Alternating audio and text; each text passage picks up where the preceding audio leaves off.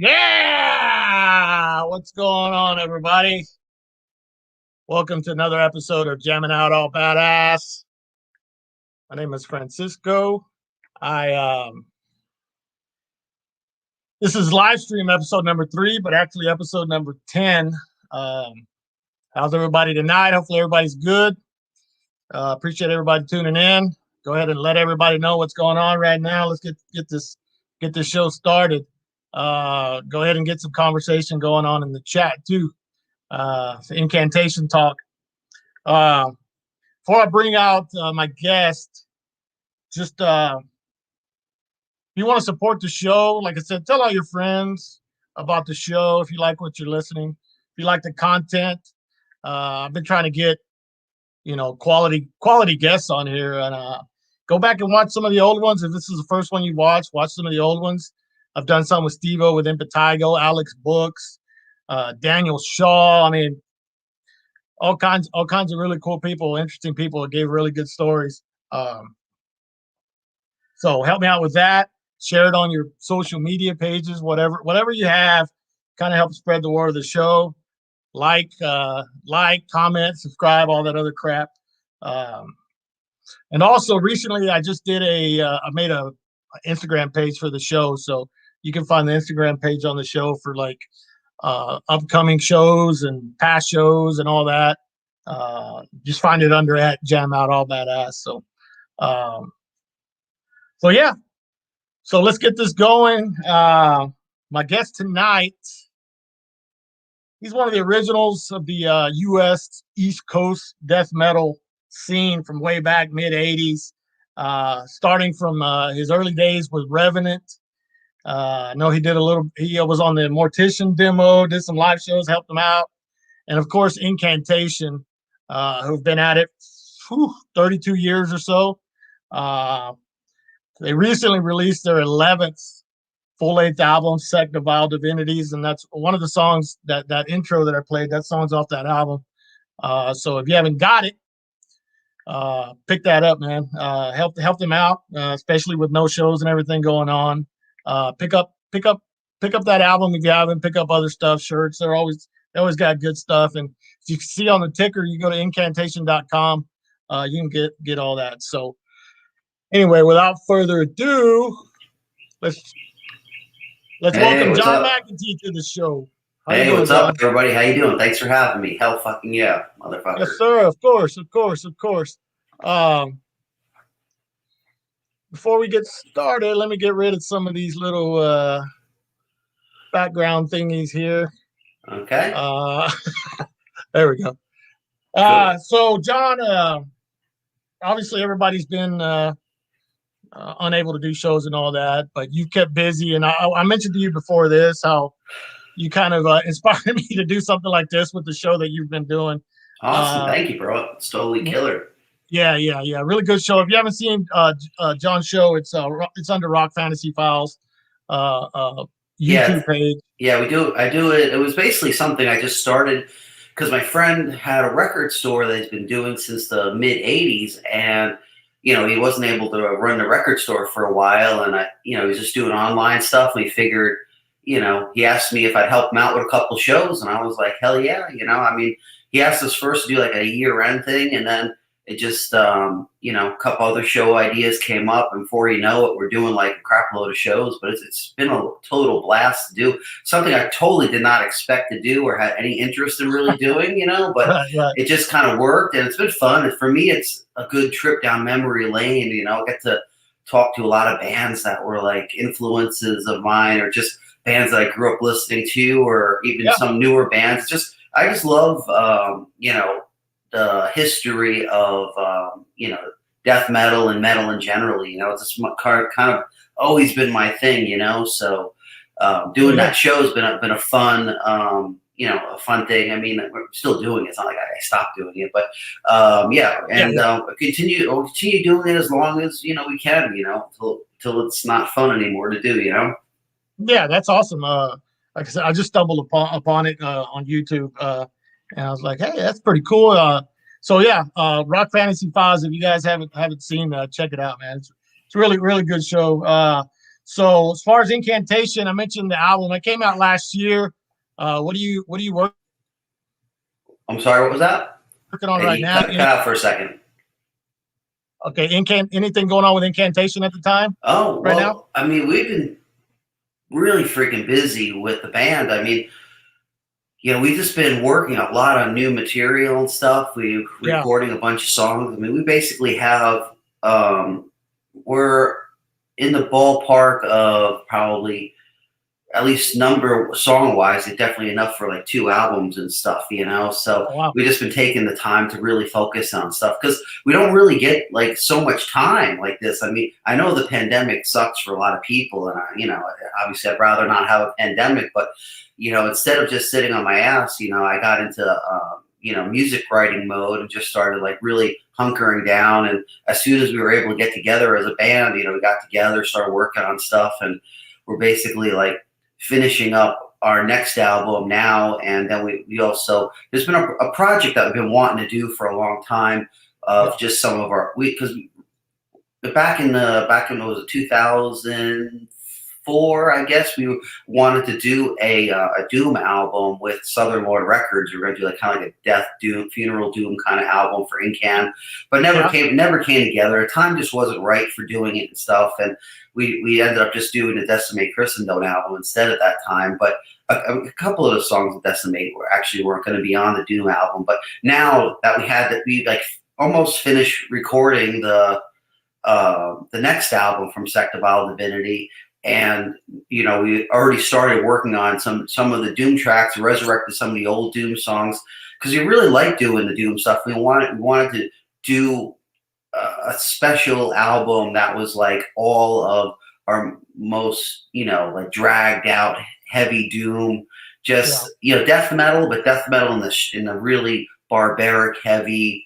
I mean, there's a little bit of a few fast parts here or there because I'm not gonna like not write a fast part if it fits in the song, but we really want to do something that's going to focus on the total exaggerated Doom, because I just love that heavy as fuck, just like you're waiting for the next drum hit to hit, and just just pissing people off. It's just a great feeling to play that stuff. So really, it just seemed like the right time to focus on that aspect. Besides that, we have another whole new album coming out or in the works of, I guess a normal Incantation album, a varied Incantation album, some Doom stuff, some faster stuff, really, really excited, to get a lot of stuff done. Plus been doing these shows, we keep me busy as fuck. And, just a bunch of stuff. I'm just the kind of person, I just have to always be doing something, I'm not good at sitting on my ass and just, I mean, it's tough. Sometimes I force myself to try not to do stuff because I just go freaking crazy,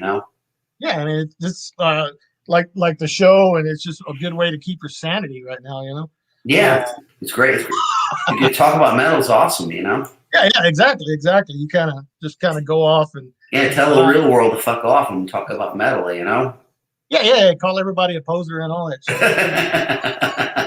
Hell yeah. All right, so let's go way back. How did music kind of first come into your life? Is that Frazier in the chat room? Frazier? Of course it is. Of course it is. That's Marmaduke, right? Yeah, okay. What's up, Frazier? How you doing? I had to say that. That's fine. Yeah, I've known Frazier for quite a while. He's been going to shows of ours for a hell of a long time too. It's awesome. Yeah. Yep. He's a Houston fixture, Yeah. So going way back, how did music first come into your life? Like growing up, what kind of stuff was being played around your house and stuff like that? Well, I mean, there wasn't like a lot of great stuff being played around my house. I mean, my parents listened to, 50s and 60s rock and roll, but not like anything that I was interested in, I mean, maybe I appreciate a little more now, but at the time, I didn't want to hear any of that stuff. And then my dad would sometimes listen to like, kind of like big band music and stuff. And sometimes you listen like Irish music, because we're an Irish family. So you listen to like, I'd wake up on Saturday mornings to like bagpipes blasting through the stereo, it's like, fuck, So AC/DC used bagpipes. Yeah. So then my brother was kind of more of a hippie deadhead kind of dude, and he was really into like Grateful Dead and stuff. So I mean, I was just like it really kind of sucked for me, you know, like being around music. But I used to just listen to the radio, and I was just into anything that kind of sounded heavy on the radio. I just, as long as it had like a guitar that was kind of heavy in the 70s, I was pretty happy with it. But it was really like the bands that really got me into it were just like, you know, Kiss. The first time I actually seen Kiss on TV or something. I can't remember exactly where, but I remember seeing them on TV when I was young, and from that point on, I was hooked. Then I used to, you know, say like Foreigner stuff. Like I remember like Hot Blooded had that guitar riff going, and in the 70s that was some pretty heavy shit, you know, that. And I don't know, I remember getting into bands like Queen and you know, Zeppelin, and you know, once the 80s came more, I kind of got more into Black Sabbath. In the 70s I really didn't know too much because I was mostly listening to stuff that I either heard on the radio. Yeah, mostly stuff I heard on the radio, and then I would check it out. And at that time, they weren't playing anything with Black Sabbath on the radio. You know, more Bob Seger or something. You know. Yeah, I agree. That's great. I've heard you tell this story about a certain show that, and I found it funny, and I don't know if you want to share that with everybody. Going to see the Fate, Merciful Fate Exciter Motorhead show. Yeah. You mind sharing that story with everybody? Yeah, no, of course, that's great. Yeah, well, I mean, I was really just getting into a lot of those bands. I remember there was a radio station at that time called WMFC, which is Montclair State College Radio, and every Saturday, it was basically like, I think from either about 10 in the morning till about, I can't remember, like 9 or 10 at night or something. They would just play like everything, like really underground stuff for that time, like a lot of like old speed metal, a lot of Merciful Fate, a lot of you know, early Metallica, Venom, you know, Motorhead, all, you know, Exciter, all these bands, you know. And I remember watching it, and they were talking about, you know, the show coming up, the Motorhead Merciful Fate Exciter show at the Capitol Theater in Passaic, New Jersey, and I was just like, oh wow, that sounds pretty cool. And they kept like, they were pushing the crap out. They were just kept telling you like, if you don't go to the show, you're a poser, you know. And I mean, I was pretty impressionable. I didn't want to be a poser for sure, you know. And then second of all, I thought Merciful Fate, you know, Merciful Fate was super cutting edge at that time. I mean, and Exciter, I really liked Exciter a lot. That was right around the time they released Violence and Force. Yeah, Violence and Force just came out around that time, so I remember liking that, and I was really starting to get into Motorhead too. I mean, I got that No Remorse album at that time. I was really digging it. So yeah, I went to the show, and it was just like one of those moments in your life where you're just like, you know, it's the first time seeing like, you know, I guess it's, you know, it's kind of underground bands. I mean, Motorhead was pretty big at that time, but it was really extreme for that time. I mean, the first, you know, seeing Exciter come out, you know, it was just so great. I mean, I really love the Violence and Force and the what was the Heavy Metal Maniac album. You know, those are just fantastic albums. You know, like great, like, you know, early versions of what thrash was. I guess it's considered speed metal or something. But I mean, that was just an amazing show. Merciful Fate came out, you know, it was just like, holy fuck. Oh, and the thing I forgot to mention is that I went with two kids from down the street, this kid Tom and this kid Jerry. They're named after a cat, a mouse, I guess. I don't know. But anyway, they went to the show with me. They were into metal, but they weren't like into hardcore stuff like I was at the time. And then my mom went to the show because she was like, "There's no way I'm letting you go to see these bands, you know, on your own and stuff." So my mom took me to the Capitol Theater to see it, and she, you know, she wasn't expecting it to be like that metal, you know. And that, you know, I mean, she took me to see stuff like Kiss and Dio and like, you know, a couple other bands like that, but this was like a whole nother level, you know.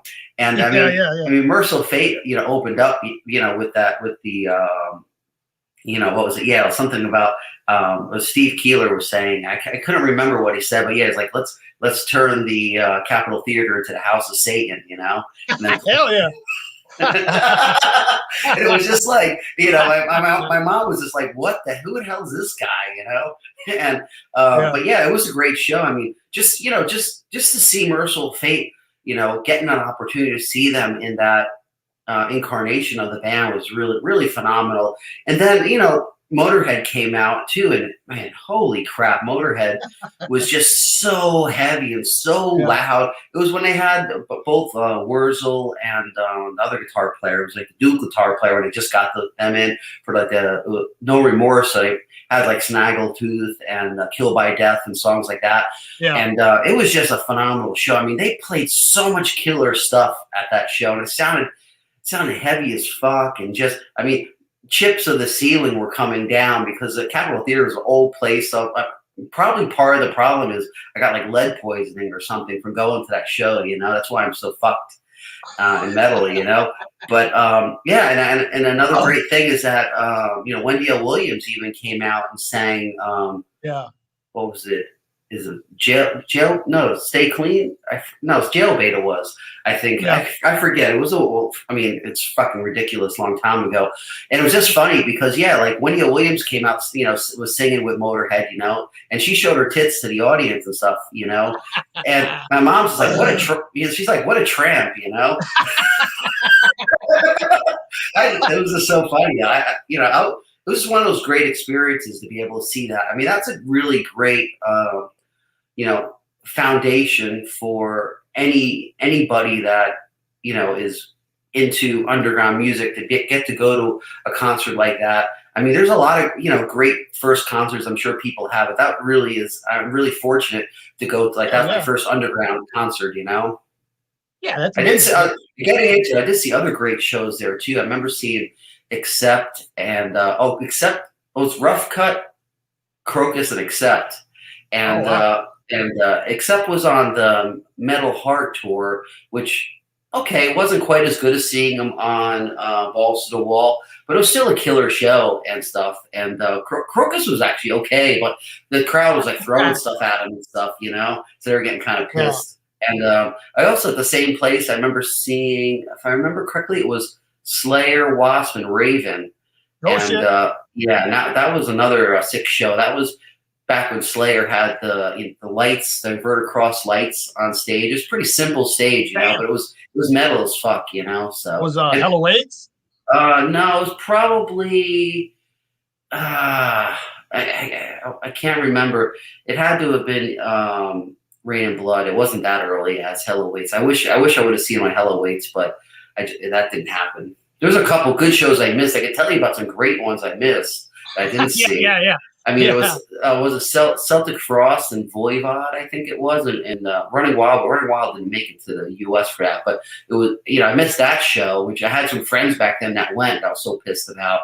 And I was also, I remember I wanted to see real bad, and I missed Grim Reaper and Armored Saint play early on, which, you know, at that time I was a huge Grim Reaper fan. I loved that See You in Hell album. You know, I thought that was, You in Hell, man. Yeah, exactly. I mean, you know, for a young kid, that's metal as fuck, you know. Hell yeah, man. I'm sure I see some friends of mine that are old as fuck that probably saw Slayer around that time, like 85, 84, 85 or whatever. Yeah, somewhere in that era, that was great. I mean, that's one of the things that's a bummer for me is, like, I've seen Slayer a bunch of times, obviously, but nothing ever matched that feeling of watching Slayer between somewhere in the mid to early 80s to about, you know, early 90s was kind of the sweet spot for Slayer. For ever since then, I've seen them and they sound good, but there's always like a little bit of that passion or something is missing. Like, there was just something about those early Slayer shows that are really trying to prove themselves. That's really magical. Yeah. Oh yeah. Hell yeah. Yeah. That fire is just not there, you know? Yeah. All right. So I have some pictures, kind of do a little timeline. I'd like you to kind of discuss it. I mentioned in the intro that, I think Revenant was your first band, right?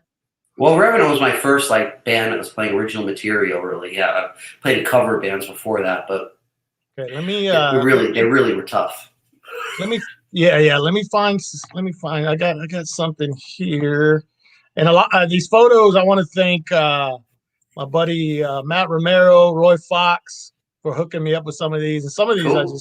I just found online. But here's one of them. Let me. All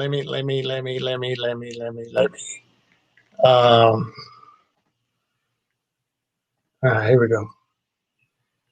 Let me take this out of the way. Yeah, apologies, everybody. This is one of those things that I'm kind of working on to make it the show a little bit better. But give me a couple seconds. There we go. All right. So there we go. Huh, I don't know if you can see that picture. You want to kind of talk about that era just briefly? Yeah, that was pretty early in the Revenant, in my time in Revenant. I mean, because I was with John Pratcher, which is wearing an Exploited shirt. I'm wearing a Gnostic Front shirt. What's it?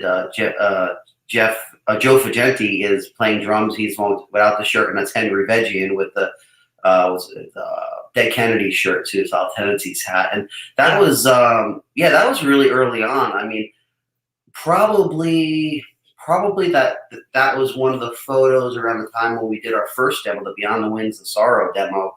Yeah, which that was really a magical time for me, because it was like finally being in a band that's actually going to do something. Like actually do. We played. I mean, that time we played a few covers. Most of our covers were more hardcore covers. We used to do Your Mistake by Gnostic Front, and what was the other ones? Oh, played Eye for an Eye by COC, and Control. No, yeah, Control by what the fuck was that? Septic Death. So, and then we also used to sometimes do a cover of what was it? The Voivod song. Was it Nuclear Winter? Not Nuclear Winter. Fuck, I can't think of what it's called, but it was off War and Pain. It was like the last song of War and Pain. I can't think of it now, but yeah. But anyway, it was great time. I mean, I was just super happy to be able to play original material. We kind of really worked hard trying to get the songs down, and actually that first demo is probably my favorite demo we did with them. Not because, I mean, the songs were really good, but I just liked it because it was really heavy. The second demo got a little more, just the production wasn't as good on the second demo for some reason. But we didn't know what we were doing. I mean, even when we went to record our demo, we didn't know what the fuck was going on. I mean, I didn't know nothing about anything. I was just got in the fucking studios to play the fucking parts, and I did it, and I'm just like, I don't have a lot of memories from that. I just remember being totally confused and just listening to whatever the guy said to do. I just did because I had no experience whatsoever. But it was, it was one of those learning experience things. But that does remind me, I was in the studio one time before that, which was a total disaster, where it was my cover band I played in called Hexus, and they wanted to record a cover of Leaders by the New Jersey band Hades. And we went in there and recorded, and we didn't even bring our amplifiers. And this is not a time when you could it's different now, because now there's all these computer things where you could get reamping sounds and stuff like that. We went in the studio, recorded. I just brought my guitar and plugged it right into the board, and the guy put on a fuzz box, and the guitar sounded so fucking shitty. It sounded like some really really crappy demo from a grindcore band doesn't know anything about anything. But it was fun experience. But yeah, the Revenant demo was the first time actually we really accomplished something in the studio. Because I don't even know if anyone has a copy of that cover of Leaders. I think it came out so bad we just left the tapes there, I think. So it sounded like Splattery is what you're saying. But yeah, it was almost as bad as Splatteria, almost. But I think Splatteria wins the award. Yeah, I bring that up because he don't want anybody to know, but Ruben, one of the guys is watching the show right now. So. Oh, awesome! Hey, Ruben, how you doing? Yeah. So, so moving on. Let me find another one. I know I've heard you talk about how whenever you left, you wanted to just do heavier shit. Whenever you left Revenant, and for a brief amount of time, you were helping out. Hopefully, this picture turns out okay, but helping out Mortician. Oh, yes, that was. You want to talk about those times? Yeah, that was great. Yeah, well, the Mortician thing came pretty much when we got the second, kind of the second lineup for Incan. When we had like Ronnie Dio. We got in the band. We had two guys from the band Decay, which is Sal Saggio and Peter Barnovic in Incantation, and we didn't have a vocalist, and Will was looking for a guitar player because their guitar player Matt Sitcher left Mortician. I don't know exactly what happened. Not Matt Sitcher, Matt Harshner. Matt Sitcher was the drummer. He was the drummer, yeah. Yeah, Matt Harshner somehow was out of the band. I didn't know what was up. But anyway, they asked me to do it, and I just asked as a favor, like, can you sing on our demo, and I'll, play on your demo. We agreed. Will agreed to do our demo, and I would work with them, and it was a great experience. I mean, I had so much fun playing the songs. It really, really taught me a lot about holding back as far as like some of the technical stuff, because I remember, playing, and I would think that I'm writing, because I stayed in the band a little bit, like a couple of months after the demo, just because it was so much fun to do. I stayed with them, and we kind of started writing some of the music that would be on the was it Mortal Massacre 7-inch, and or I can't remember, but it was we just jammed. I jammed a couple songs with him, and he kept telling me it was too fucking technical, and I'm just like, I don't even understand how this is technical, but he would tell me to play less, keep telling me to play less, and it was just great because at a certain point, it's like it would just be like to the bare minimum, like a caveman. It would just be like dong ding dong, and I'd be like, then we'd play it, and it'd sound fucking awesome, and I'd be like, it's so much better than me going dan dan dan dan, or whatever. So he like took every some of the little parts that I added in there, and stripped them down to the bare bones, and it's like I said, it was killer. So yeah, it was fun to play a Mortician. I mean, to get at that time in my life too. I mean, I've been very fortunate because at that time in my life to play in Mortician with one of the heaviest vocalists in death metal at that time, Will Romer, was a great great opportunity. It was great to have him do vocals for Incan. It was great to play in a Mortician. I'm very fortunate to have gotten those opportunities. I never forget how lucky I am to have done that. Yeah, hell yeah, that was brutal ass demo, man. That fucking 1990 demo. I love that shit. It's one of my favorite like underground like releases. So moving on to Incantation. Mm-hmm. I know this lineup. I mean, it didn't last obviously, but it was the technically, I guess, the first lineup, but you guys, there's like one really bad like audio show on YouTube, but there's really nothing, I guess, documented of that lineup other than that rehearsal demo, which I think is that same show, right? There was a rehearsal demo, and there was a live show, and they all were the same songs. Well, all we had playable at that time was Profanation and Unholy Massacre, and then then Paul. Then we did Third of the Storms. So it was just three songs that we did, and we had the beginnings of what was it? Devour Death. I remember bringing that up at practice there, and that might have been it. It might have, but Devour Death was just like a partial song at that time, so we didn't even we weren't able to play it live. But yeah, basically, I mean, that was a great time. I mean, those guys were great. It was so much fun. First, I want to say, of course, rest in peace, Aragon Mori. Yes. He passed away quite a while ago now. Really sad. It's been a while. But yeah, I mean, that was an amazingly fun lineup. It was just, I really respected those guys because, they it was just, we had so much fun. The only problem is that I was more serious about doing the band and they wanted to do it more casually, you know? And, you know, I think it was honorable for them to, kind of part ways in the situation, knowing that, because, you know, I mean, I realized about myself, I didn't know what when I was younger, but now I realize I'm kind of pushy, you know, especially when it comes to stuff I really want to do. And it's not people, it sometimes, you know, either rubs people the wrong way or, you know, they just, you know, but with, like, especially with Paul Ledney, he realized, okay, you know, we're just on a little bit different, track as far as doing this, and we'll part ways and stuff. But it was an amazing experience. I mean, as soon as I jammed with Paul Ledney and heard his style of drum playing, I was just like, all the ideas started coming out of me. Like, it just was like, this is really what I was looking for in a drummer, you know?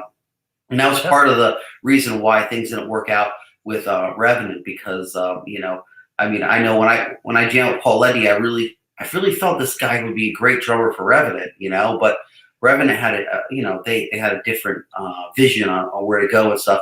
And and I want to say too with Revenant, I wanted to play heavier stuff. That's true, but the thing is, I think if I would have stayed in Revenant, probably Incan wouldn't have been, say, as heavy as we are. But Revenant might be a little bit heavier because I'm still part of it, you know, and I wanted to push in that direction.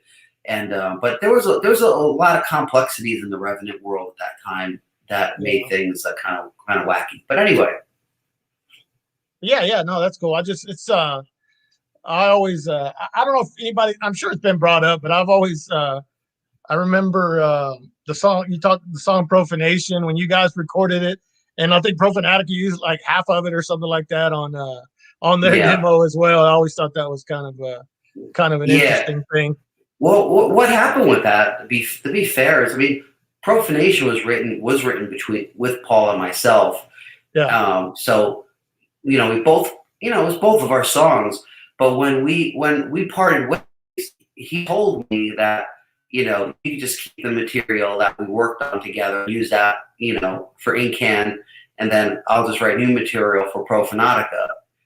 And then I heard it. Then I heard on Profanatica later, and I was like, that riff sounds familiar, you know. But it was fine. I mean, it's all in good fun. I mean, you know, it made for interesting talking topic, you know. Yeah, hell yeah. Yeah, I noticed that. Like, but I was like, now I got a chance to ask about it, so I thought couldn't miss that. Paul and I both wrote it together, so yeah. Yeah. So now, all right, cool. Like 32 years later, I have the answer. Oh yeah. All right, so moving on to this one. This one I just stole off the internet. It looks like it's Will, Sal, and I can't remember the drummer's name. It was Ronnie. Was that Ronnie in that one? It's Ronnie. Yeah, it's Ronnie Dio, just a little bit younger Ronnie Dio. But Ronnie, myself, Will, and Sal Saggio. And the drummer wasn't in the photo because the drummer already left. It was Peter Barnovic was the drummer. He left for. He was only going to school in the U.S. as an exchange student, and the semester was over with, so he had to go back home. And I guess he never came back. We didn't know if he was coming back or not, but I guess I don't even know if he told me. I can't remember exactly, but he either told myself or Ronnie that, you know, he wasn't going to be coming back to the States. So we just had to kind of move on and find somebody. But yeah, that was pretty much the demo lineup. Which, you know, was, you know, really killer. It was a lot of fun jamming with those guys. I mean, Sal is a really good songwriter. He contributed to I mean, what was it? The song. It's the song. I think, if I remember correctly, the song "Eternal Torture" was actually a Decay song before it was an Incan song. He brought it with him to Incan, and I added just one riff to the song, I think, and you know, that's why on Onward to Golgotha I made sure that song was on as a bonus track, because that was the song on the album that was like the least Incantation song that, you know, we wrote together and stuff, even though it fit in because Sal also wrote part of Entrapment of Evil and part of Blasphemous Cremation. So it's like it fit in the context of those songs, but you know, to be fair, I mean, you know, it's his style of playing it, and I wish we could have worked with him more. I love playing with. He's a great guitar player and came with some great music. I miss him. I haven't seen him for years. I haven't seen him since. I think I haven't seen him since the last show we played live with him. So it's like ridiculous how long it's been since I've seen Sal. I hope he's okay. Yeah, you mentioned Decay twice. That's one band that's like very obscure band. I think I've only heard maybe a couple songs or whatever. But that's, I mean, in the age of people re-releasing demos and stuff, that probably should be something that should be put out there. I thought the Decay demo, if I remember correctly, had like 3 songs, and one of them was like Eternal Torture. I don't know if it was called Eternal Torture, but you could hear it. But there was definitely, if you listen to it, you could hear, you know, an early Incan vibe to it, because Sal, to be fair, had a lot to do with creating that sound of the band. I mean, it was a really creative time for both of us. We were a great songwriting team. Hell yeah. Yep. All right. So this back whenever Chris Moyen drew this, I mean, obviously you didn't think 32 years later this design would be just like legendary classic design that you still use to these days, right? Yeah, it's crazy, but yeah, it really kind of a representative design of the band. It's kind of crazy how these things happen. But yeah, I mean, and the thing is that Chris Moyen didn't even really use, it wasn't even made for us, the original artwork. We got the artwork from Chris Moyen through Seraphic Decay Records. Decay Records. Yeah, what happened is Chris Moyen, I mean, the Seraphic Decay Records, Steve O'Bannon got a bunch of artwork from Chris Moyen, and I was good friends with Steve, so he sent me over some copies of some of the artworks that he got from him for some covers, and that was one of them. And actually, originally, if I'm correct, and I could be wrong, but I think it was originally made for Derkata originally, but then Derkata, you know, didn't like it for whatever reason or something, and then they used it for us. I don't know if Derkata said it wasn't good or if Steve O'Bannon just gave it to us to use. But, you know, since, you know, once we got the artwork, we wrote to Chris Moyen, and, you know, Chris Moyen was happy for us to use it and stuff. It was totally cool, you know. And we've been working with Chris Moyen for years now, you know. He's been kind of a staple for us, you know, shirt art-wise, you know. Yeah, that's crazy. I mean, that's one of those just classic photos. It's just like you see it, and first thing you think of, I mean, obviously, it's your artwork, but it's just classic. All these years later. Yeah, it's crazy to think so. Yeah, exactly. All right, I was going to ask you, what can you tell me or tell? I mean, I know, but can you tell everybody what Incantation and the band American Angel, what thing ties those bands together?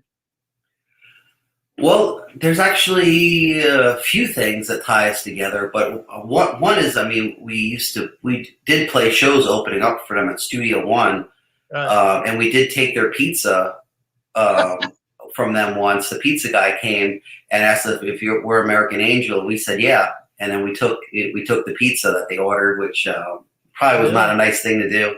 Yeah, that's Steve Evans there. That's funny. Wow, I haven't seen Steve Evans like that for a while. Wow. Yeah, exactly. Yeah. I know they wanted to be kind of like a Def Leppard type band, but I think they were even more kind of glammy than that. But that's really funny, that photo. Wow.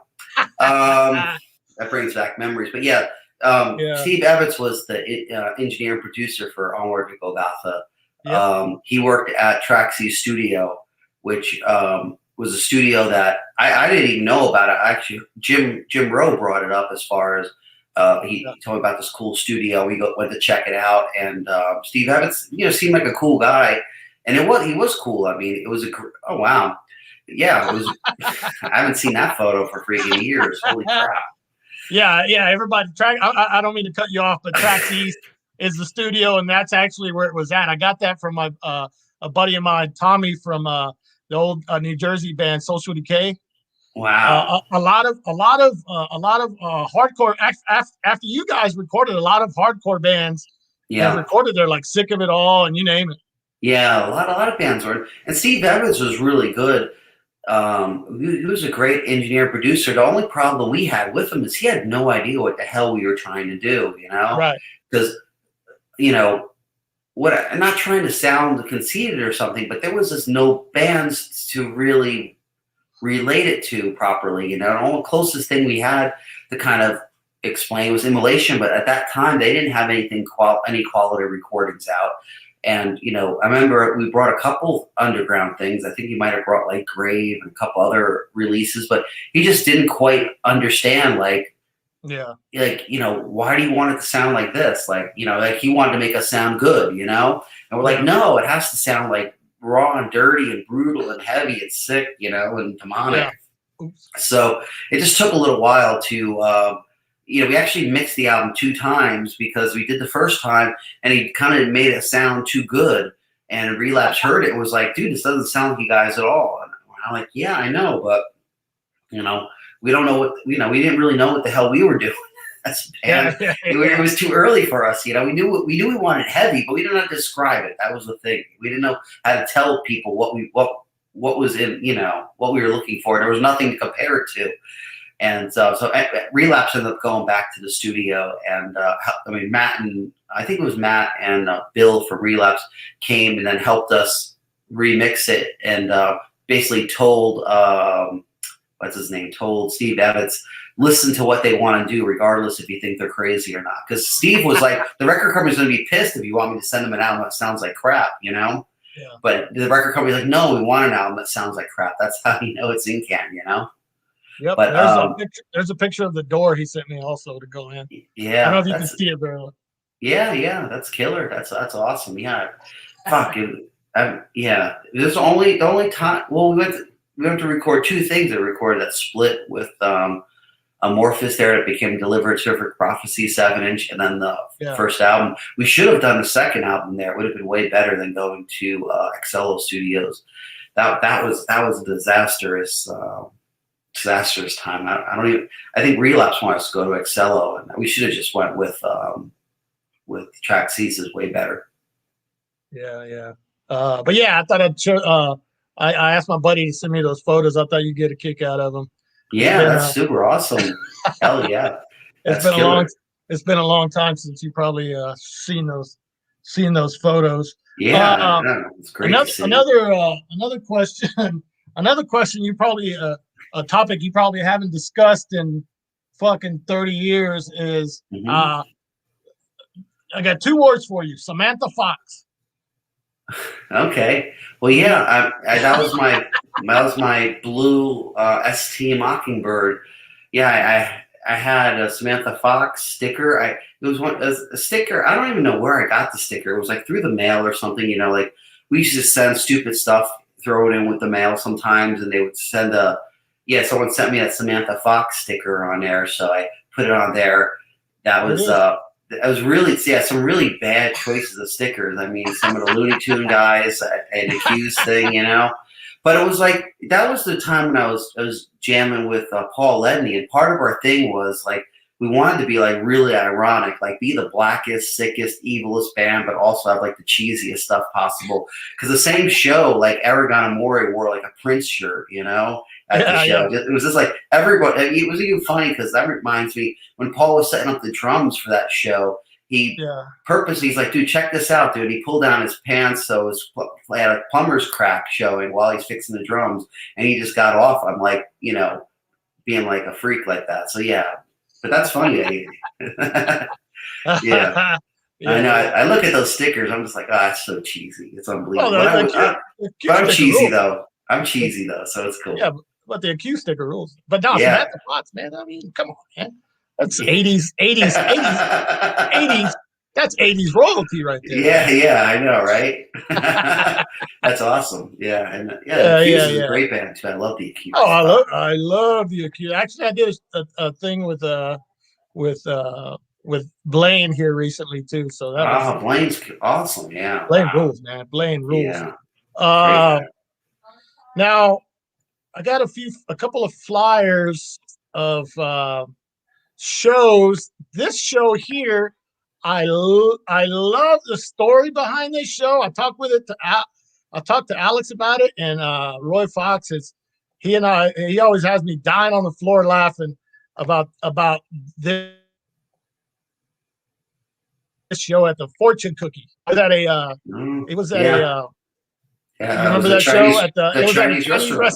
Yeah, it was Chinese. Yeah, it was a weird thing, but yeah, it was a Chinese restaurant. You know, they just moved the booths at the Chinese restaurant, and we played there. Yeah, that was a wacky show for sure. Yeah, it was great. I mean, yeah, it was up by somewhere close to. Oh, it was in Norwalk. It was okay. Yeah, I knew it was in like Connecticut, closer to where Paul was from, because I know Paul set that one up. I don't know how how it came up with doing the show at the Fortune Cookie, but yeah, it was a fun show. I don't know if they were expecting that, you know, because I remember there was a couple eating some, you know, their Chinese food or whatever while we're, you know, setting up the play, you know. So I don't. It definitely was kind of cheesy, you know. Yeah, but that shit. That's a total Paul flyer. It's testing the word of God, and you know, he's just playing at a Chinese restaurant. But that show actually, I think I got them from Roy, like the sets of like all the bands or whatever. I'm sorry, you cut off for a second. I think the Croatian played that, but they're not on this flyer. I don't know. I don't remember. They might have played. Yeah. Yeah. So I know we briefly touched on it before we came on, but being from Houston area, and I'm still mad I missed this show.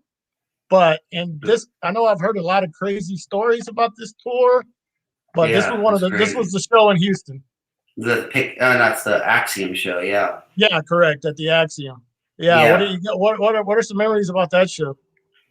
Well, I mean, it was a crazy show. I mean, Splatteria was freaking insane at that show. I mostly remember Splatteria, just, you know, being Splatteria, I guess, you know, throwing out the dummy with the itching powder and stuff, you know, and the pepper or whatever. It was a really fun show. I mean, I don't really remember that show in particular so much, but I definitely remember some crazy stuff happened on that tour, for sure. I mean, it was our first time on tour, and you know, we definitely got ourselves in you know, a little bit of trouble here and there, you know, but that's all part of the fun of it, you know. But yeah, I mean, it was. I mean, for me, it was an honor to get to play the Axiom, because I know the Axiom is legendary club there, so I was super psyched about it. And the tour in general was just really fun to do. Us, Anal Cunt, and Phlegm, because it was just such a brutal underground show. I mean, Phlegm was just amazing. Anal, you know, it was just a great time to do this kind of stuff. It was just, you know, we actually got along better with bands like Anal Cunt and Phlegm than we did with some of the other contemporary death metal bands. Not that we didn't get along with them great, but we had more in common with some of those really grindier bands and heavier sludge type stuff. It just seemed like, you know. Yeah, that was I mean, like you said, that was your first time like touring. How long were you guys out on the road at that time? I don't remember the time, but we were probably in Texas for at least about a week or something like that. I remember we played Leo's house show we played. Oh, I was going to bring that up too, because I missed the show here, and it's funny that the Q sticker's on your guitar, because I saw the Q's like a week later or something after you guys played at the Axiom. Yeah, and then you guys came back months later, and you were booked at a place called Moonbeam's Coffee House, and it got shut down. So you guys didn't get to play. It got shut down before you guys came on. And Leo, who's he's cousin of Paul's cousin, he said that he always talks about how Incantation came to his house and played like fucking Hellhammer covers or something. Yeah. That's crazy. Yeah, we did. We played Leo's house. I don't know. I thought we played it on that tour. We played Leo's house too, like practice there or something. And then we also played a picking pack, which was some bar over there too. Which that show was really crazy. I mean, that thing went I remember there was glass being thrown and broken all over the place, and I remember there was some girl that got punched in the face by Seth? No, it wasn't Seth. It was the Tom. I can't remember the drummer's name. I mean, the guitar player's name for Anal Cunt at that time. But anyway, Mike.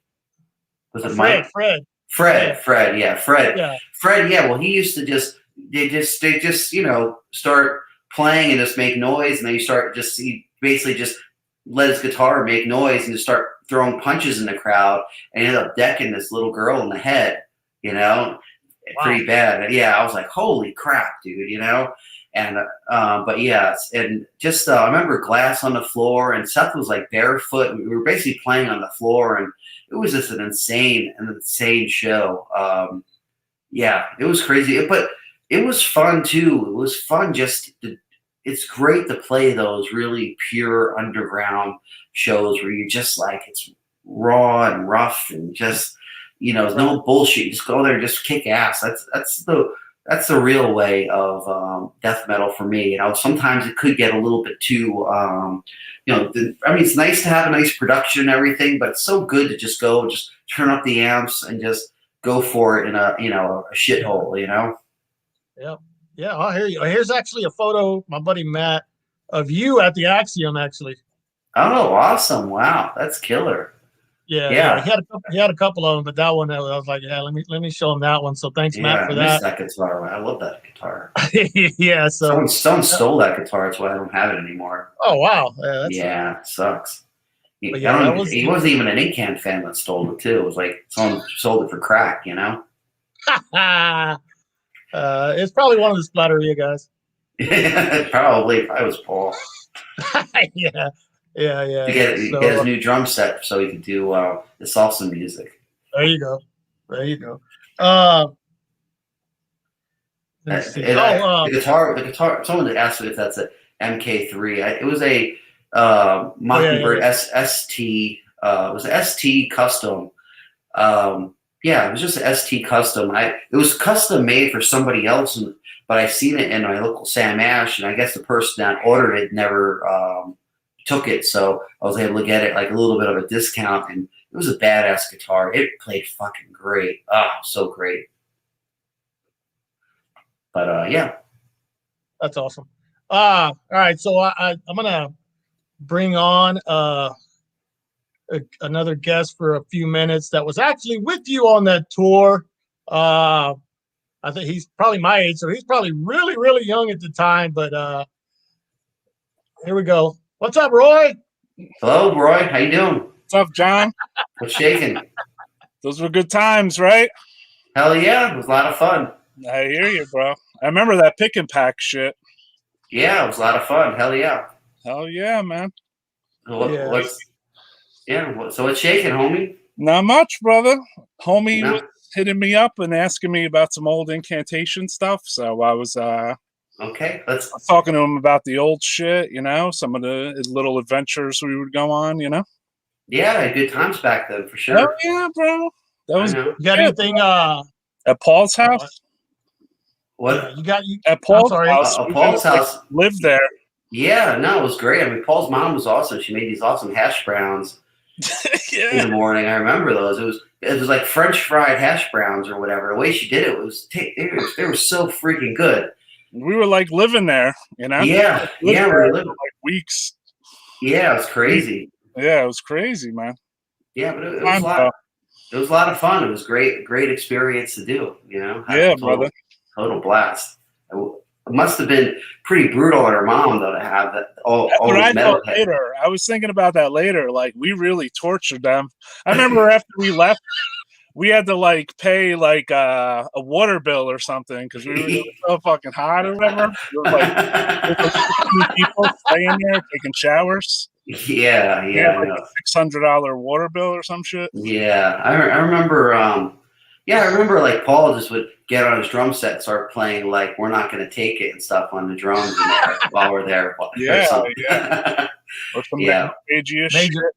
Yeah, it I was mean, fun. you got a story you want to share about John? Something. You guys went to Astroworld that year, right? Went where? Astroworld or Six Flags? Six Flags. I think most of the Phlegm guys ended I up. go. Okay. You know? Was that? Yeah, I don't think I went, but was that because I was in jail, or was that? No. It was at the end. Paul's family was trying to get rid of us, and we went to, you know. Okay. I remember them going. I couldn't remember when it was. You know. Yeah. I remember Leo too, because he had the Blasphemy hoodie with the pentagram on it. You know what I mean? And at the time, we were like, "Holy shit, bro! This guy is so fucking brutal, dude." Yeah. Paul was so brutal too, man. You know? Yeah, I know. He showed me his little comic arts of him versus like Napalm Death or something like that. You know? Yeah, actually, I have those. I have those. I still have those. I need to scan them and upload them. I actually have those. Yeah, that's crazy. It was him running over Mick Harris with like driving an ice cream truck. Yeah, something really cheesy. Yeah. Yeah. Yeah, it was good times. I remember we took a ride. Like we ended up going to Alabama first. Mm-hmm. Then we went to Texas for a little while. Then we went to Louisiana and Florida, and that was like the entire tour. Yeah. And I remember the first show we went to in Alabama. We get there, we're not even on the bill, even though we were told we were on the bill. It was like Skeletal Earth and a couple other bands, and we get there and it's like, what? Like, what are you doing here? I know. We were like some dude like named James, and he fucked it all up, bro. Yeah, so it was fun. I think we played Taco Land in San Antonio, right? It was I think that was later. Oh, was it later? Okay. Yeah. But I remember that Pick and Pack shit. That was a pretty crazy show. I think you guys probably played Antonio. Was that? I think you guys. Oh, I'm sorry. Go ahead. I think you guys probably played the DMZ in San Antonio. Yeah, but I think that was a little later. I think. Oh, okay. I don't remember. No, that was on that same tour. You just played with Phlegm. Oh, it was. Yeah, DMZ. It was because that was where I remember I almost passed out or something on stage. It was so hot that show. Well, yeah, that was July in Texas. You guys are from fucking Northeast United States. We were obviously inexperienced. We did a lot of stupid stuff, man. It was fun. You think that it's a good time? Let's tour in the summertime. You know? Yeah. I don't know. For some reason, when you're young, you think that's a good time. You're like, this sucks. It's hot as fuck everywhere. I want to echo. It was fun. I want to echo what John said. Like, it's like I went with them, obviously, but like, they toured with like the Maniacs. You know what I mean? Compared to like the sterile death metal band. Yeah. Right. Like Phlegm and AC. I mean, they're maniacs. Yeah, it was but we got along. Like it fit somehow. It worked. It was the right way to go. So we were closer to them than we were some of the other death metal bands that are out there. It's not that there was anything wrong with what they do, but we were just different than that. We just fit in with that. We were like the misfits or whatever of the death metal world. It worked, man. Yeah. Cool. Hey, Roy. Well, I appreciate you stopping by, dude. If anybody's wondering, if you don't know, actually that year Roy is the one that recorded the Anal Cunt Unplugged EP. That's from Roy. Yeah. Recorded that. Yeah, it was outside. That was Paul's patio, I think, right? I mean, I recorded one on the porch that I didn't let anyone hear. Oh, is that a different one? They took the recording. They went to a house party and they took my recorder with them. Oh, okay. So yeah, I recorded actually the entire tour, like every show, everything, man. Yeah, I've heard rehearsals. The only thing that I didn't have was the Axiom because the sound guy stole the cassette. Awesome. Yeah. All right, Roy. I appreciate you stopping by, dude. Sharing a couple of things. See you, Roy. See you. Rules. Thanks. See you.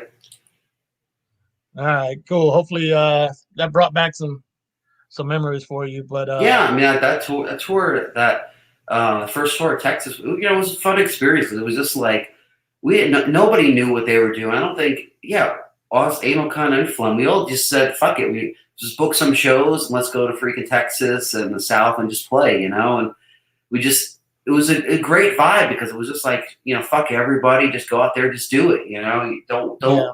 We didn't wait for no big tour to come along to ask us to go. We did it the underground way, which was a great thing. You know? And here you are 32 fucking years later still doing it, right? So fuck yeah. It's crazy, right? Yeah, but yeah, I always laugh because I know you guys I've heard you talk about it and other people, how all the thrashers would like laugh at people trying to play heavier shit. And you know, here you are still you know, active and still a thing, you know. So, you know, well, it's a lot of those thrashers that used to kind of make fun of us. Now when I see them, they're all like, "Hey, dude, what's up? How you doing? Oh yeah, I remember you guys from back then." You know, so you know, it's you know, tables kind of turned a little bit, but you know, it's fine. I mean, we knew because what we were doing that it was, you know, not the norm. So you know, I've had people ask me, like, what do I think about when people, like, don't like our stuff or think we're stupid or don't like it for whatever reason, you know, like vocals or whatever. It's like, well, that's part of the game plan. It's like their game plan was be obnoxious and pissed and brutal and assholes, you know. It wasn't to be nice and accepted. We weren't playing nice music. We were playing fucking death metal. Death metal was supposed to be dirty, mean, and pissed off, you know? Exactly. So, all right. So you guys, still quite a few people in the chat. You guys think of any questions you want to ask John? Feel free to post them in the comments. But first, John, I want you to kind of tell me. I know you're really. I mean, listening to a lot of your interviews, you're really into the old demo days, and that's some of your favorite stuff. So I picked a few of them out, covers that I know are big influences on you. So I'll see if you can maybe discuss them a little bit, starting with this. Necrophagia, yeah. I was trying to remember when I first heard Necrophagia, and I want to say I think I heard them first. I think it was either Speed Metal Hell compilation or Raging Death compilation. It was those old what the fuck was that company I used to do? I can't remember. Anyway, I think it was Speed Metal Hell because I had that tape. Yeah, and they had the song. I had the song "Power Through Darkness," and I just remember. And I think the other one of them, there were on two of them, and one of them had, I think, Chainsaw Lust on there, and it was just so freaking heavy and so sick. And you know, I mean, this was like, you know, what, 87-ish, 88, and they were doing stuff that was just like, you know, this was this when I heard it, it was already 2 years old, and they were doing this really chaotic, heavy ass fucking, you know, early death metal stuff before almost anybody was. I mean, they were doing it at the same time as people, you know, like the early Massacre demos and Death and stuff. Yeah. And to me, it just always bummed me out because they never really got the recognition that they deserve for being one of the creators of death metal. Because without Necrophagia, definitely wouldn't be an Incantation, and a lot of other bands, you know, I've been influenced by them throughout the years. And it just, all their demo stuff, I mean, everything they've done has really been really awesome. But the early demos and like the Seasons of the Dead album are just some of the best death metal in my opinion ever. Hell yeah! Rest in peace, Killjoy. Yeah, I recently saw a video of you guys playing a song and he was singing, and I could just tell you were totally into it. I was so excited. That was actually one of the things that really I was really happy to be able to experience before he passed away, because you know, we've been trying to book a tour with Necrophagia for a while, and there's always some kind of bullshit going on. It didn't work out, and then finally we're doing the Hell's Head Bash, and it was like we were celebrating 25 years anniversary of the band, and I was just like, it'd be great to have some, guest vocalist. So we asked him to do it, and we did. I think we did. Did Abominations? Did we? Yeah, I think we did Abominations, and it was just for me, it was a dream come true to get to play with one of my biggest influences and stuff.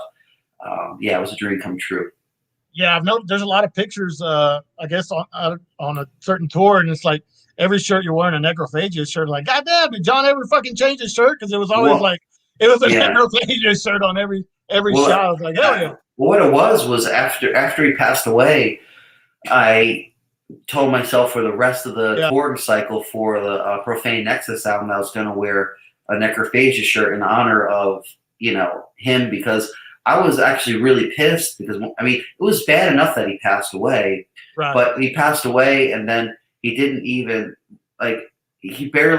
people barely even mentioned it, or wasn't even concerned about it, and it pissed me off, because it's to me, Killjoy is just as important as say Chuck Schuldiner or Cam Lee or Trey Thoth or any of those guys that were some of the innovators. He's just as important. It's just the fact that he never got as big as those other bands, but his influence is heard throughout death metal. Almost any band that is even influenced by us is indirectly influenced by Necrophagia, because Necrophagia has just been one of those bands that I always, once I heard their stuff, they were always a big influence. That was one of the things, even when I joined Incan, it's like, everybody, listen to this, gotta listen to this Necrophagia stuff. Everyone just, we all kind of connected over the Seasons of the Dead album. Right. So if you guys out there haven't heard Necrophagia, John says go check them out now. Yeah, or be a poser. Don't be a poser. All right. Another one, which I guess you're kind of tied to since Henry was in it, but Regurgitation, did they have an impact on you back then? Yeah. Regurgitation, well, when I first met Henry and Jim Plotkin from Regurgitation, I was working in a record store at the time in a mall, and I became friends with them, and they, I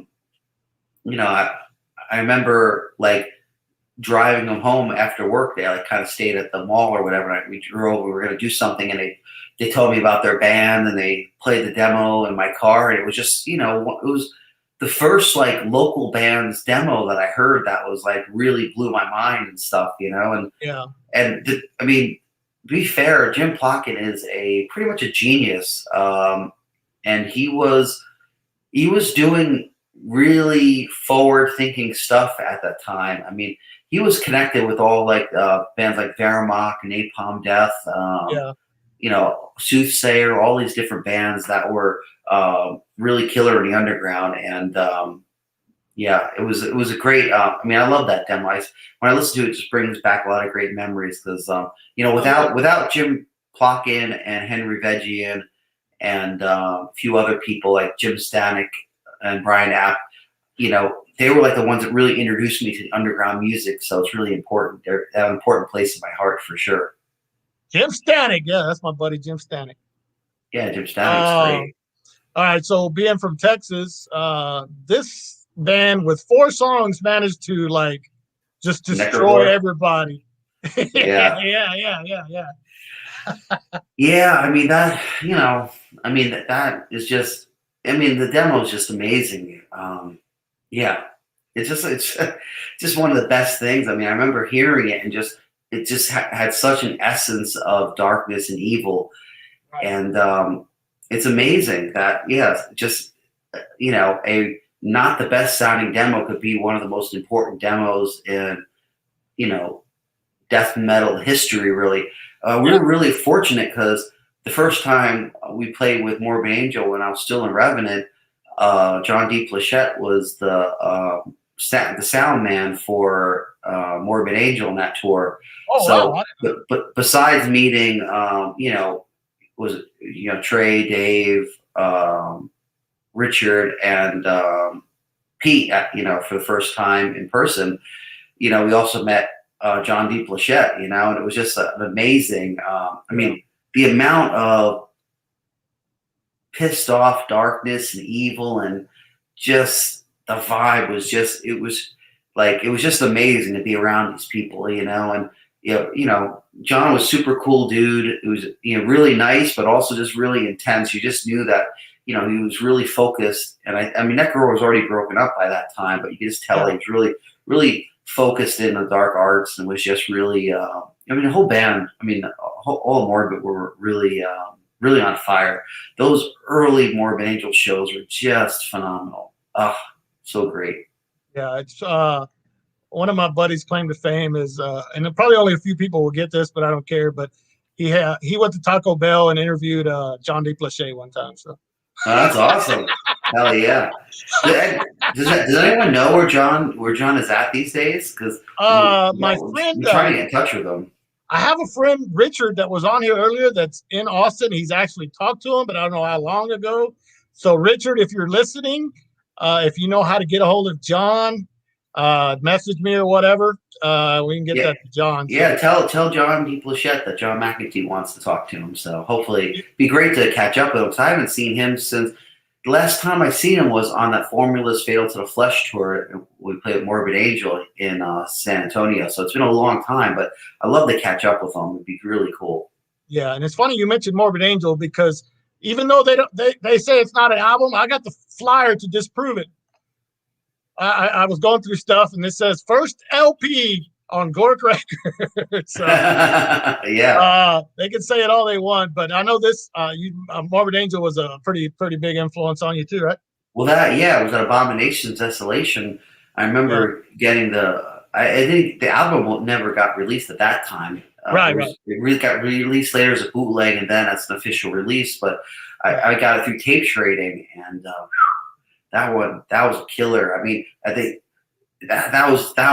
I mean, that's a dark album. I mean, to be fair, you got to put it in a context. I mean, an album like Altars of Madness is also a great album too. Don't get me wrong, but hearing Abominations of Desolation at the time when I heard it was just like, holy fuck! Like it was just like you just couldn't believe how freaking dark it was. It was just I mean Mike Browning's vocals on that are just so amazing too, and the guitar solos throughout that album were just so amazingly dark and twisted and pissed off. Everything in that album, the bass, everything's it's a masterpiece of an album. Oh, I agree, and if you put it into context, at that time, 1986. Compare other things in 1986 to that album, and you're like, what the fuck? Exactly, I know. Yes, they did it really early on. Just the Altars of Madness album just came out later. A good amount later actually. What was it? It was probably 89. It came out or something like that, and it was still a forward thinking album and a great album, but it's just different. To me, it was just a little different. It didn't have the same impact. It's just what it is for me. It's just it's usually like what I've heard first. And that kind of sets the standard of what what is usually the best. Sometimes it doesn't always work out that way, but most of the time, it's what I heard the first is usually what I end up liking the best because that's why I like it in the first place. Yeah, exactly. Well, awesome. Do you mind taking some questions from some of the viewers? No, of course not. Okay, awesome. Let's start with this one. Jedi Spam, any chance of fall tours? I know it may be too early to plan for it. Yeah, we have a tour coming on. What was it? Early next year. I can't talk about it yet, but we do have a U.S. tour working, in the works, I'll say. And I'm really excited about it to be a killer tour for us to, get out there and stuff. We're really looking forward to doing it. Also, in Europe, we're doing some stuff too. The end of this year, and it looks like it's not getting canceled, which is really nice. Yeah, hell yeah, things are looking up. Yeah, awesome. So definitely looking forward to it. I mean, really want to get out and play. I mean, things with the Sect of Al Divinity album has been going so well that it's like, we really want to get out and tour for it, because it's pretty much been like our best selling album that we've had possibly ever or since like really early time. So it's really, great to get out on the road and just kill some posers again, you know? I've heard you mention that it's been repressed already and all that, so that's awesome. Yeah, it was crazy. Awesome. Yeah, it was silly because we weren't expecting it to do so well. Not that we didn't think it would do well, but we didn't think it was going to do as well as it did. It Right. sold so much better than expected that Relapse ran out of copies of it, had to do a repress of it Nice. already, you know? So, yeah, it was a good thing, you know? We basically sold as many albums of Sect of Vile Divinity in the first month, then 3 years of Profane Nexus. So I was like, okay, Damn. we're going on a, you know, it's going the right direction, you know? I can't Awesome. argue. That's awesome. I have a guy here. Do you still have your white BC Rich Mockingbird? Yeah, I was gonna look see if I have it, but no, I don't have it here. But yeah, I still have it. It's an old BC Rico. Yeah, that's a early 80s model of BC Rico when Bernard Rico still actually, you know, just called before they called it BC Rich. It's a beautiful guitar. Talking about that, I have my another guitar here that I made that I based off it. It's a newer guitar. It's an SP guitar, which is basically a BC Rich, but it's I basically use the specs of you know, I use the specs of my white Mockingbird to, you know, make another one because, you know, after so many years of using the white Mockingbird, I want to take it out on tour, and I wanted to have a new guitar that was made that would play similar to it, you know, because I just love the vibe of it. And luckily, my friend Scott Provarnik, you know, he lives here in Greensboro where I live now, and he was able to build me one. So that's totally awesome. Yeah, I've seen pictures of that. That's a crazy guitar. Roy getting some hells. Let me see. What else? All right. My buddy JD wants to ask, Upon the Throne of Apocalypse versus Mortal Throne, and about re-recordings after 32 years, was it worth? I'm not sure what that means. Well, but I know that's the same album, like remixed or something, or yeah. I mean, my preference at this point, I don't care. Both have something good about it, something bad about it. You know, like to me, both positive, negative. So it's not, you know, people like it, and that's cool. Well, all it is that the Mortal Throne Nazarene was the rough mix of the album, and that whole recording, was done at XLO Studios, and it was a fucking mess. The band was a mess at the time. The people in the studio were a mess at the time. It was just not a good time to do an album.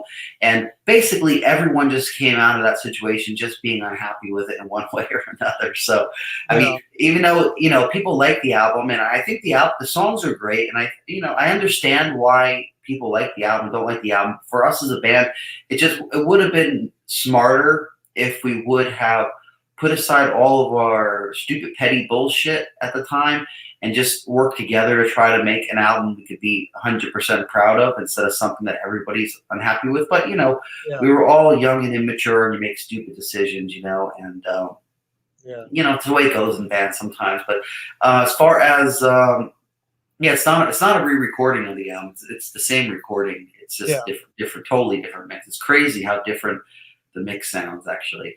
All right. Fraser wants to know some of your guitar influences.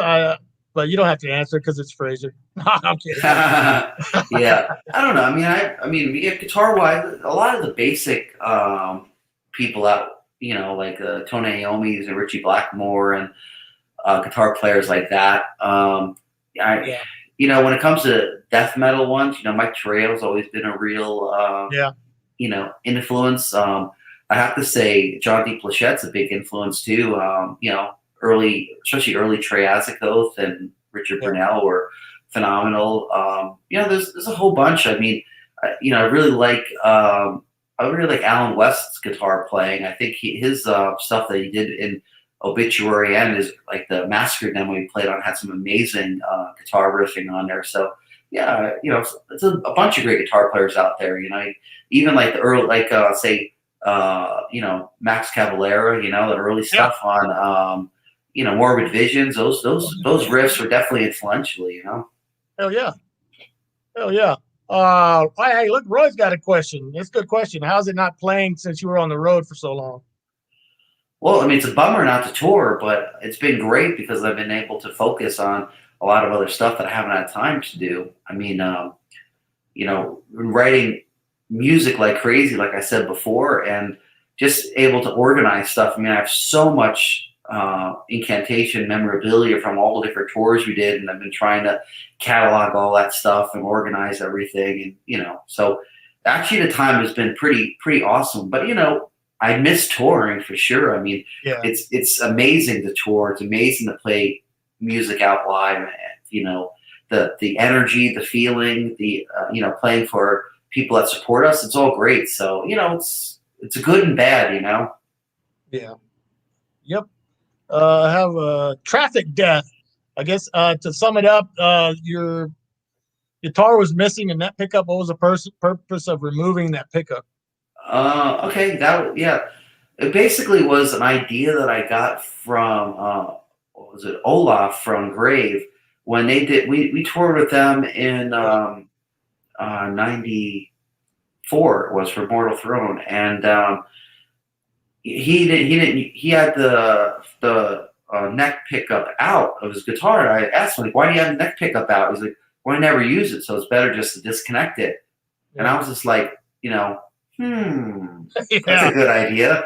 Yeah. And, you know, because I was like, I never use the damn pickup either. And it's like, all I ever do is accidentally hit the pickup selector and it goes to the wrong pickup. So I said, fuck it. And I took it out. And pretty much after that tour, maybe even on that tour, I might have just popped the pickup out, because I was like, this is just stupid to have this pickup in the guitar that just never being used at all. You know, so yeah, I just use that. Just use the, you know, the, whatever the main pickup, you know, whatever the bridge pickup. Yeah, I'm not a gear nerd, so I can't help you out there. Sorry. Yeah, but see, it's just so you know. See, with this guitar, I built it myself, so I don't have the pickup there, so I don't have to worry about leaving the hole there. But with all my other guitars, like all the stock model BC Riches I got, I had to take out the pickup. I didn't have to, but I did, and it just became my thing, because it's just nice to be able to hit the pickup selector if you want, or turn it off too. You know, like it just sometimes gives you a cool thing. You can turn it off and on real quick. Just be stupid, you know. So it's whatever. But yeah, that's that. Awesome. Let me see. I saw. What did I see here? Oh, Ruben wants to know when is Incantation going to pig out with them at Taco Cabana again.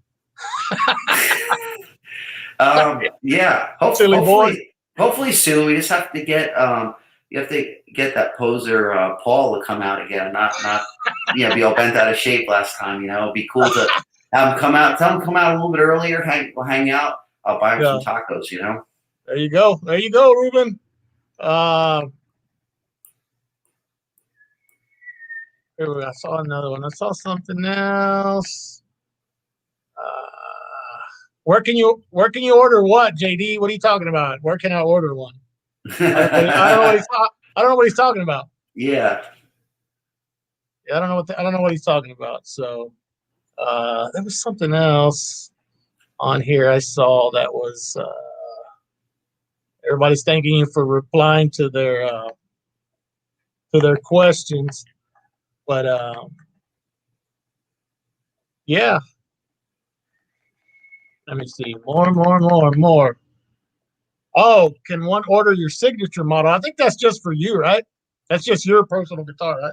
Oh, well, yeah. I mean, it's my personal guitar, but I mean, he'll make one. I mean, he's already making me a second one for touring. So, I mean, he's definitely gonna make them, you know, for other people, but they're all custom built. It's not like, you know, assembly line guitars. Yeah. So, but yeah, I mean, if you want one, you just gotta contact Scott Provarnik at SP Custom Guitars, or just contact me and I could put you with him. He does great work. I mean, he's done guitars for Rick Ross, for Terry Butler. He's doing one now for Eric Meyer from Dark Angel. He's working on one now for Travis from Sadist. Dude from Exorder, he built one for. So he builds a really good quality guitar, you know, and he has some really great. Oh, yeah, also Terrence Hobbs, he uses his guitars too. I mean, yeah, he's a great guitar builder. Yeah, JD, if you want to find out, just message or whatever. But I guess he made one for Patrick from Pestilence too, apparently. He got that one from Patrick never got finished. It's not 100% finished for some reason. There was some kind of problem they had with it. But I know he's supposed to do one for Patrick. But yeah, I mean, and the guitar that he made, I just call it the Ibex Moon. So if you talk to Scott, just tell me you want the Ibex Moon, you know? Yeah. So beginning of the show, I talked about John's little interview show that he does. He actually had one recently with Scott, the guy that builds. He's on there. So for you guitar nerds, that's I recommend you checking out that episode. Yeah, it was a good one. We had Rick Ross on there. We had Paul Ray from False Prophet. We had Eric Myers and what was it? Then we had Claudius. Yeah, then we had Claudius from Possessed, who plays in Possessed now. So it was really cool panel for that one. Yep, awesome. Cool, man. We're about hitting an hour and a half, so we can probably start winding it down now. So we he did interview Jeff from Possessed, Fraser. Yeah, that was great. That was a dream come true for me. And, you know, Jeff's a cool guy though. It's been awesome. It's crazy, but since like last year, pretty much becoming pretty good friends with Jeff and keeping pretty good contact. For me, he's a great guy, but it's also, you know, it's Jeff Bizarro from Possessed. Holy fuck. It's like, you know, that's, you know, I remember watching him back in the early days playing live. It was like, fuck, you know, the god of darkness and death metal. Yep. Yeah, there's some cool episodes. I recommend that. The one with Vinny Appice is classic. Vinny's great. Vinny was fun.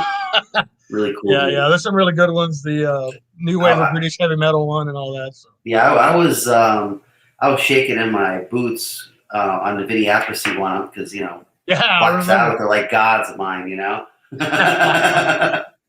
Yep. So cool. All right. All right, guys. Appreciate everybody tuning in. Just to recap, you want to remind everybody what's going on with Incantation, or they can just watch the very beginning of the show too. So, well, bottom line is things are kind of starting to get back on track in the U.S. So, yeah, definitely look out for tour or something, you know, coming up next year. And besides that, you know, check out my not my podcast, but the show Rock Fantasy Files that I help do some shows with and stuff like that. You can check that out and check out my social media pages for Incan, for myself, for, you know, whatever. And just, you know, don't be a poser, be fucking metal as fuck, you know, and I look forward to seeing you guys out there. And thank you guys for being in the chat room, commenting and checking us out. Yeah. And Fraser, you know, jam out to some Marmaduke, okay, Fraser? Awesome. Well, John, I want to thank you for coming on. Like I said, I've only been doing this a few weeks, so it's awesome though. You had Alex Books on here, and then you had Steve-O. I mean, that's some awesome guests so far, you know. Yeah. I've got some stuff planned too. Coming up. Like I said, I don't want to just, you know, interview Fraser or anybody. I want people that I want to talk to people that I grew up listening to, and I respect and all that crap, and not just doing this for fun and to stay sane and you know, for the hell of it. So anyhow, again, I appreciate it. John, I appreciate you coming on here. Everybody in the chat room, thank you very much for tuning in. Tell everybody about this show. You know, get the word out. Help these bands out however you can. Share their stuff. You don't even have to buy anything. If you share their stuff, somebody else will want to probably buy it. You know, so shit like that. Don't be a bunch of lazy jackasses out there. Just, you know, make something happen. like my buddy, rest in peace, John Saltz from Lethal Aggression said, if you want to make a scene, if you want to have a scene, you got to make a scene. So help him out. Hell yeah. So anyway, Everybody, good night. Appreciate y'all tuning in. Later, everybody. Thank you so much. Hell yeah.